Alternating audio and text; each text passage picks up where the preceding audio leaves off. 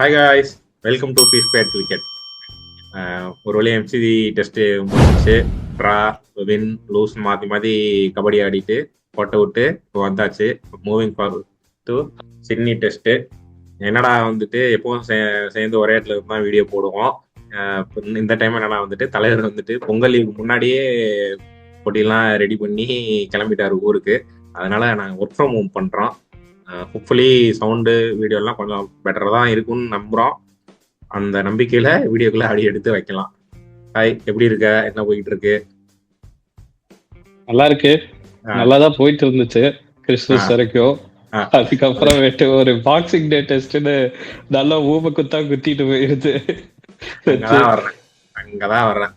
என்ன போட்டு வின்னுக்கு ஆடுறோம், அதுக்கப்புறம் ட்ராக் ஆடுறோம் அப்படின்னு சொல்லிட்டு மாத்தி மாத்தி கபடி ஆடிட்டு கையில இருந்த மேட்சை விட்டுட்டாங்க. ஸோ மூவிங் ஃபார்வர்ட் டு அந்த சிட்னி டெஸ்ட்டுக்கு என்ன சேஞ்ச் இன் அப்ரோச் பண்ணா பெட்டர் இந்தியாவுக்குன்னு நினைக்கிறேன்? சேஞ்ச் இன் அப்ரோச் சிம்பிள்ங்க. சிம்பிளா, கிளியரா, நீட்டா ஒரு அப்ரோச். நாங்க வின்னுக்கு போறோம். 5 நாள் நாங்க ஆடுறோமோ, 4 நாள் ஆடுறோமோ, 3 நாள் ஆடுறோமோ, எதுனாலும் நாங்க எங்க ஹார்ட்டை கொடுத்து வின்னுக்கு போவோம். அவ்வளவுதான் அப்ரோச். ஸோ என்ன நடக்குதுன்னு பார்க்கலாம். எடுத்த அப்ரோச் நிலையா இருப்பாங்களா?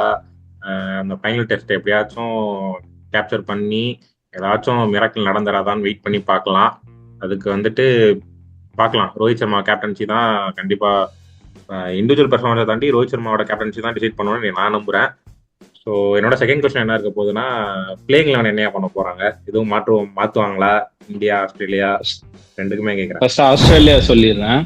ஆஸ்திரேலியா மோரார்லெஸ் மாற்ற மாட்டாங்க. அவங்களுக்கு நல்ல பிளேயிங் 11 முன்னாடி இருந்தே அதான் ப்ரிஃபர் பண்றாங்க. அது இல்லாம நான் 2 மேட்ச் நல்லா கம்ஃபர்டபுளா வின் பண்ணிட்டாங்க. ஸோ அதுக்கு மேல அவங்க மாற்ற மாட்டாங்க. தே ஆர் வெரி கிளியரா இருக்காங்க. மிச்சல் மார்ஷ் ஒண்ணுதான் கன்சர்ன். ஆனா அவர் எடுத்த கேட்சுக்கு அதுக்காகவே அவங்க வச்சிருப்பாங்க. பிகாஸ் இன்னொருத்தரை மாத்தி இது பண்ண மாட்டாங்க. இந்தியாவை பொறுத்து ரிஸ்க் எடுக்க மாட்டாங்க. இந்தியாவுக்கு போனோம்னா தெரியாது என்ன அப்ரோச் பண்ண போற, என்ன பிளேயிங் 11 கொண்டு வர போறாங்க, ஏன்னா அவங்களுக்கே தெரியாது. இதுல நான் சொல்றதுக்கு ஒண்ணும் இல்ல. திடீர்னு ஒரு பேட்ஸ்மேன் கில்ல உட்கார வச்சுட்டு ஒரு ஆல்ரவுண்டரை கூப்பிட்டு வராங்க. பவுலிங்கை ஸ்ட்ரென்தன் பண்ணுங்கிறாங்க.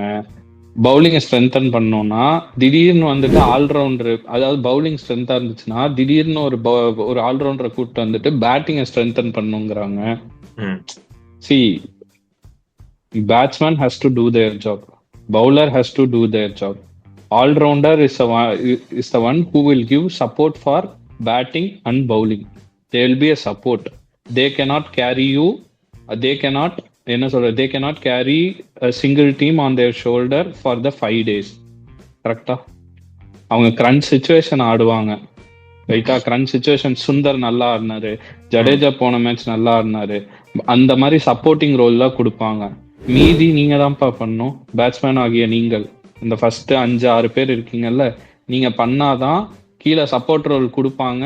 டெய்லோட ஆடும்போது உங்களுக்கு லீடோ இல்ல லீடை குறைக்கிறதோ அவங்க பண்ணுவாங்க.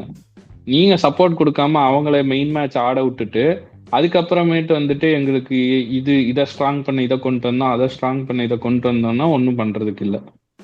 எனக்கு தெரியல, உங்களுக்கு தெரிஞ்சா நீங்க. எனக்கு என்னன்னா வந்துட்டு சேஞ்ச் இன் பிளேயிங் 11 எனக்கு தெரியல. But change in batting order கொண்டு வந்தா டீம் கொஞ்சம் பெட்டர்னு தோணுது.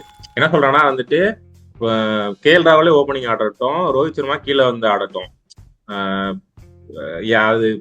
அதுதான் கொஞ்சமாச்சும் ஒரு டீமுக்கு இன்னும் கொஞ்சம் ஒரு positive ray of hope in batting order தருமான்னு எனக்கு நம்பிக்கை. ஆனா அது பண்ணுவாங்களா தெரியாது.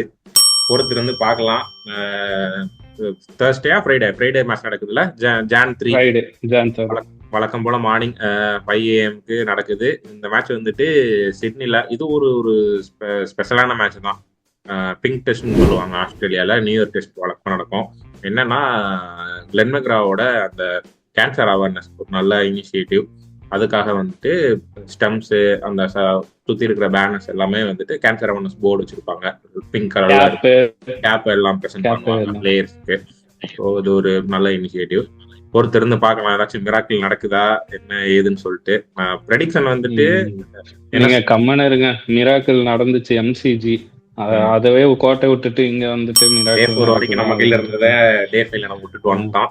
சரி அது போட்டோம். என்னன்னா எம்சிஜி எஸ்சிஜி இந்த 2 டெஸ்ட்ல ஏதாச்சும் ஒண்ணு இந்தியா ஜெயிச்சிருவாங்கன்ற நம்பிக்கையில நான் இருந்தேன். ஒன்னு போயிடுச்சு, மிச்சம் இருக்கு ஒன்னு இருக்கு. I still feel optimistic about India's chances in SCG. What are your thoughts on new test?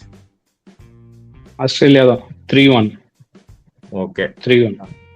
சரி பார்க்கலாம், என்ன நடந்து பார்க்கலாம். நான் ஃபிங்கர்ஸ் கிராஸ்ட் ஏதாச்சும் ஒன்று மிராக்கிள் நடந்துராதா அப்படின்னு நான் நம்பிக்கிட்டு இருக்கிறேன். டு ஃபைனல் இந்தியன் ஃபேன்ஸுக்கு ஹாப்பினஸ் கொடுக்கணும், நியூ இயர்ல ஒரு ஹாப்பினஸ் கொடுக்கணும். நீங்க இந்தியாவுக்கு வந்துட்டு ஒரு வேர்ல்ட் டபிள்யூ டெஸ்ட் சாம்பியன்ஷிப்க்கு வந்துட்டு ஒரு சான்ஸ் கொடுக்கணும், பிஜிடி ட்ராஃபி ரீடைன் பண்ணணும்னு நினைச்சீங்கன்னா வின்னிங் அப்ரோச் போய் வின் பண்ணி கொடுத்தீங்கன்னா உங்களுக்கும் மாரலா டீமுக்கும் நல்லது, உங்களுக்கும் நல்லது.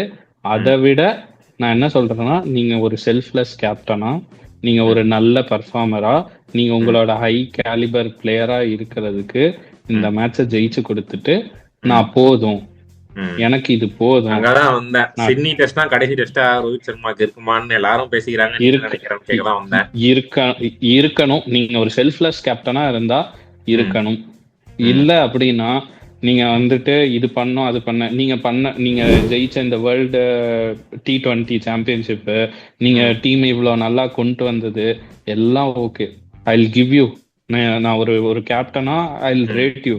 பட் ஆனா நீங்க செல்ஃப்லெஸ் கேப்டனா டீமை முன்னாடி வச்சீங்கன்னா நீங்க வந்துட்டு எஸ்சிஜியே விளையாண்டுருக்க கூடாது. பட் விளையாடுறீங்கன்னா அதோட முடிச்சுட்டு ஒரு நல்ல பெர்ஃபார்மன்ஸ் கொடுத்து இந்தியாவை ஜெயிக்க வச்சுட்டு நீங்க வந்துட்டு நான் போய் ஓடிஐஸ் பாக்குறப்பான்ட்டு போயிடணும். ஒரு கிளப் மேட்ச் கிடையாதுல்ல, you guys are representing Indian டீம்ல. சோ பொறுத்திருந்து பார்க்கலாம் என்ன நடக்குதுன்னு பார்க்கலாம். You have to pass on the baton to young guys, right? Bumrah to young guys கொடுத்துட்டு யூ ஹேவ் டு, அதாவது இப்பவே எல்லாரையும் போங்க போங்கன்னு சொல்ல ஆரம்பிச்சிட்டாங்க. இப்பவும் நீங்க போகலன்னா அப்புறம் வந்துட்டு உங்களுக்கு தெரியும் என்னன்ட்டு. அவ்வளவுதான். சரி ஓகே கைஸ், பார்க்கலாம் நம்ம என்ன நடக்குதுன்னு. சிட்னி டெஸ்ட் முடிஞ்சிட்டு அதோட ரிவ்யூ வீடியோல சந்தோஷமா சந்திக்கலாம்னு நான் நம்புறேன். எப்படி என்ன இருந்து பொறுத்திருந்து பார்க்கலாம். That's it guys, by.